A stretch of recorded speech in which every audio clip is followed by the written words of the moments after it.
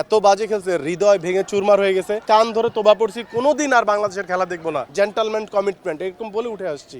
আপনি মিরাজ, আপনি সাকিব ভাই, আপনি মাশরাফি ভাই, আপনি তামিম ভাই, অথবা এখন যারা খেলতেছেন সৌম্য ভাই, লিটন ভাই, মনে রাখবেন আপনি যখন হেরে যান তখন বাংলাদেশ হেরে যায়। বাংলাদেশের পতাকা উড়ন্ত পতাকায় ধাক্কা লাগে। যদি কোনো ক্রিকেটার এটা দেখে থাকেন আমার ইন্টারভিউটা, প্লিজ এটা মাথায় রেখেন, আপনারা আমাদের মাথার তাজ বানায় আপনাদেরকে রাখতে চাই। এখন পর্যন্ত যে অবস্থায় আছি আমরা ইনশাল্লাহ জিতার দ্বার প্রান্তে। এখন বাকিটা সময়ের ব্যাপার, আল্লাহ যদি চায় বড় ধরনের কোনো দুর্ঘটনা না ঘটে তাহলে একটা ভালো জয় আমরা পাবো। এবং উদ্বোধনী জুটিতে আমি এবং রাজীব ভাই আমরা একটা ভালো উদ্বোধন করে দিয়ে আসছিলাম 4 ওভারে 40 রানের মতো। সো ওই ধারাবাহিকতা আমাদের বাকি ক্রিকেটাররাও খেলছে, আশা করি আমরা জিতবো।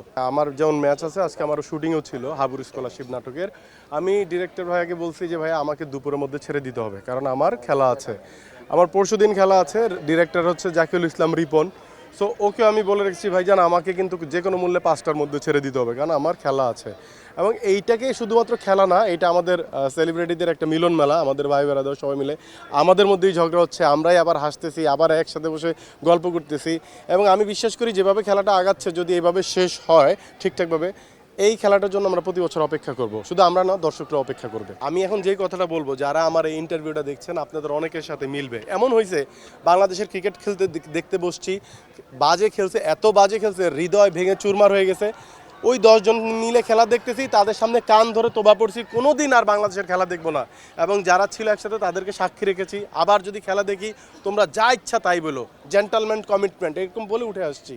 পরের দিনই যখন বাংলাদেশের খেলা হয়েছে, ওই 10 জন লোকের ভয় কিন্তু আমি পিছন থেকে উঁকি মেরে দেখতাম। এইটা আমার আবেগ, এইটা আমার বাংলাদেশ ক্রিকেটের প্রতি ভালোবাসা। এবং এইটা শুধু আমি রাশেদ সীমান্তর না, আপনার সাথেও ঘটেছে, আপনার সাথেও ঘটেছে, এটা আমি শিওর। যারা ইন্টারভিউ দেখছেন আপনারা মন্তব্য করে যাবেন আপনার সাথে এই ঘটনা ঘটছে না, ঘটছে। সো ভাই, যদি কোনো ক্রিকেটার এটা দেখে থাকেন আমার ইন্টারভিউটা, প্লিজ এটা মাথায় রেখেন, আপনারা আমাদের মাথার তাজ বানায় আপনাদেরকে রাখতে চাই। অতএব আপনারা একটু দেখা শুনে খেলেন। আপনি মিরাজ, আপনি সাকিব ভাই, আপনি মাশরাফি ভাই, আপনি তামিম ভাই, অথবা এখন যারা খেলতেছেন সৌম্য ভাই, লিটন ভাই, আমি রাশেদ সীমান্ত, আমরা, আপনারা, বিশেষ করে আপনারা ক্রিকেটাররা, ধরুন আমি অভিনয় না করলে কেউ চিনতো না, আপনি ন্যাশনাল টিমের পার্টনার হইলে কেউ আপনাকে মূল্যায়ন করতো না। সো ভাই, আপনাদেরকে আমরা আরও মূল্যায়ন করতে চাই, মাথায় করে রাখতে চাই। মনে রাখবেন আপনি যখন হেরে যান তখন বাংলাদেশ হেরে যায়।